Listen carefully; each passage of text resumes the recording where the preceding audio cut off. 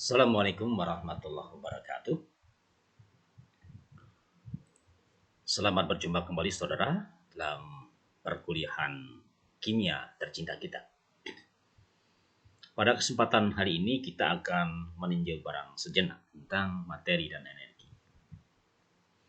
Diharapkan dengan mengkaji materi dan energi ini, saudara dapat menetapkan materi apa yang kita jumpai dalam kehidupan kita sehari-hari, bagaimana pemanfaatan materi dan energi, serta bagaimana kita dapat memelihara lingkungan dengan cara memelihara atau menggunakan materi dan energi sebagai sumber dalam kehidupan kita ini dengan benar, sehingga kita menjadi dapat menyeimbangkan lingkungan kita untuk menopang kehidupan kita selama ini. Saudara sekalian, materi ini dan energi ini menjadi sangat penting. Bahkan dalam kehidupan kita, kalau kita ke warung-warung atau ke toko-toko, kita dapat menjumpai banyak sekali makanan-makanan atau penjual-penjual makanan yang ada di toko-toko atau supermarket memberikan label tentang berapakah kalori yang ada di dalam makanan itu, dalam kemasan itu. Kemudian kita dapat mendeteksi atau memperkirakan berapakah kebutuhan makan yang kita perlukan dengan memperhitungkan berapa energi yang kita perlukan dalam aktivitas-aktivitas kehidupan kita sehari-hari. Tentu saja ini menunjukkan bahwa bahasan tentang materi dan energi sangat penting. Karena itulah, dari situlah kita dapat melakukan aktivitas. Baik aktivitas sederhana, aktivitas-aktivitas ringan, maupun sampai aktivitas-aktivitas yang berat, yang mana semua tentu saja mengaitkan, memerlukan materi, serta dampaknya akan dapat menghasilkan energi sebagai satu pendukung dalam aktivitas kehidupan kita sehari-hari. Materi dapat berwujud padat, cair maupun gas dibentuk fisiknya. Namun sebelum kita melangkah lebih lanjut, tentu nanti kita akan melihat apa pengertian dari materi dan apa pula energi. Karena energi secara ilmiah ini tidak bisa, secara hukum alam, energi itu tidak dapat diciptakan dan tidak bisa dimusnahkan. Tetapi hanya akan juga berubah melalui perubahan bentuk. Seperti bentuk materi, menjadi padat, menjadi cair, cair menjadi gas, dan sebaliknya. Demikian pula energi dapat berubah dari suatu bentuk kepada bentuk yang lainnya.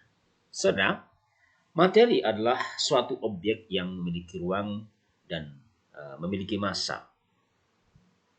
Materi ini bisa bersifat merupakan fisika, memiliki sifat dan perubahan fisika, dan bisa juga memiliki sifat dan perubahan kimia. Sifat dan perubahan fisik daripada materi adalah, contohnya, ini identitasnya tidak pernah berubah. Warna, kilap, kekerasan ini adalah contoh identitas fisik. Sedangkan identitas kimia atau sifat dan perubahan kimia adalah fisik dan identitasnya berubah-ubah. Contoh karat besi, ini dari besi menjadi berkarat. Kayu menjadi lapo, kertas menjadi terbakar, produknya lilin menjadi mencair dan lama-lama menjadi habis. Kalau mencair itu perubahan fisik. Tetapi kalau dibakar kemudian habis, maka akan terjadi perubahan kimia. Kemudian kalau kita klasifikasikan daripada materi ini, materi yang menempati ruang dan memiliki massa tadi, dapat dibagi menjadi dua, ada campuran dan dasar. Campuran ini bisa bersifat heterogen dan bisa bersifat homogen. Kalau campuran yang bersifat homogen, maka disebut sebagai larutan. Di seluruh komponennya menjadi serba sama. Contohnya larutan gula, saudara tidak bisa membedakan larutan atas dan bawah berbeda, tidak bisa. Karena mereka sudah bercampur secara homogen, maka dikatakan sebagai larutan. Larutan garam misalnya. Sedangkan yang heterogen adalah campuran dua atau lebih materi yang mana sifat fisikanya masih beridentitas asli.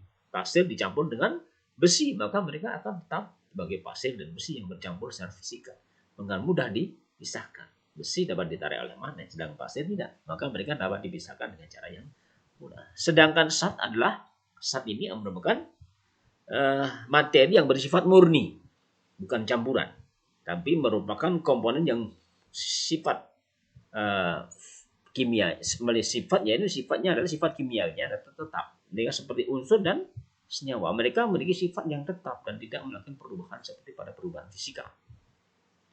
Unsur kalau bergabung akan membentuk senyawa, dan ini terjadi proses perubahan, tapi perubahannya adalah perubahan kimia, bukan perubahan fisika. Makin dikatakan sebagai zat murni, bisa berbentuk unsur, bisa pula berbentuk senyawa. Artinya apa? Kalau senyawa ini terbentuk dari unsur-unsur yang bergabung dengan perbandingan tertentu, maka terbentuklah suatu senyawa dengan proses perubahan. Ini semua ini merupakan dunia materi. Selanjutnya, materi dapat diklasifikasikan setiap materi merupakan zat murni atau campuran, seperti yang disebutkan dalam skema tadi. Suatu materi yang berupa zat adalah unsur dan senyawa. Sedangkan bila materi berupa campuran, maka materi ini akan bersifat homogen dan heterogen. Perubahan antara unsur dan senyawa itu kimiawi, sedangkan perubahan antara zat dan campuran ini adalah fisika.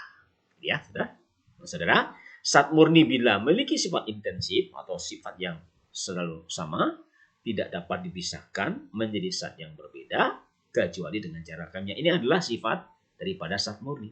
Unsur misalnya tidak dapat diuraikan lagi menjadi zat yang lebih sederhana dengan cara kimia biasa. Senyawa, nah ini kalau senyawa gabungan dari unsur-unsur, ini bisa beberapa unsur tergabung secara kimia dengan perbandingan berat tertentu. Senyawa dapat dipisahkan oleh proses kimia biasa menjadi dua atau zat yang lain, tetapi dengan proses kimiawi. Sedangkan beberapa contoh yang perlu saudara kerjakan, saudara silahkan, ini sebagai tugas mata kuliah ini untuk materi dan energi. Untuk materi, unsur-unsur yang banyak ditemukan di sekitar saudara cari contoh senyawa yang banyak digunakan dalam bidang kesehatan apa? Pembuatan senyawa dari unsur-unsur yang Anda temui dalam kehidupan di sekitar kita apa? Senyawa yang merusak lingkungan dari hasil proses kimia dalam kehidupan kita apa? Contoh ini merupakan lingkungan, dampaknya ada di dalam lingkungan kita. Dan berikan contoh pula campuran antara gas dan padan. Seperti tadi kita katakan, materi adalah padan, cair, dan gas. Campuran antara gas dan gas, campuran cairan dan cairan, serta campuran antara gas dan padan, serta campuran antara padatan-padatan, dan campuran antara cairan dan padatan. Itu untuk materi, saudara. Nah, kemudian di sini kita akan bahas tentang energi. Semua objek memiliki energi jika dapat menyebabkan perubahan.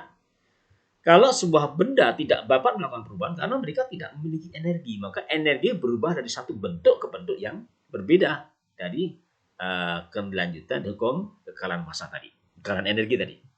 Energi kinetik contohnya, energi karena gerakan, energi potensial karena kedudukan. Misal kita berada di puncak gunung, maka pada posisi tertinggi itulah kita memiliki energi potensial paling besar. Energi listrik karena aliran arus listrik karena perbedaan potensial. Energi radiasi karena cahaya, sinar gelombang, dan sebagainya. Ada energi kimia karena keadaan kimia. Energi nuklir karena susunan inti daripada atom. Nah, itu saudara. Dan ini menjadi tugas saudara mencari, carilah sekarang definisi atau bahasan yang tepat untuk sifat kimia itu apa, rapatan apa, sifat ekstensif apa, sifat intensif apa, perubahan fisik apa, dan perubahan kimia apa, berat apa, massa dan apa. Ini lanjutnya adalah materi, energi, unsur, senyawa, campuran hidrogen, dan campuran homogen. Itu yang dapat saya sampaikan ini. Kemudian kami tunggu untuk tugas lainnya. Akhir kalam, assalamualaikum warahmatullahi wabarakatuh.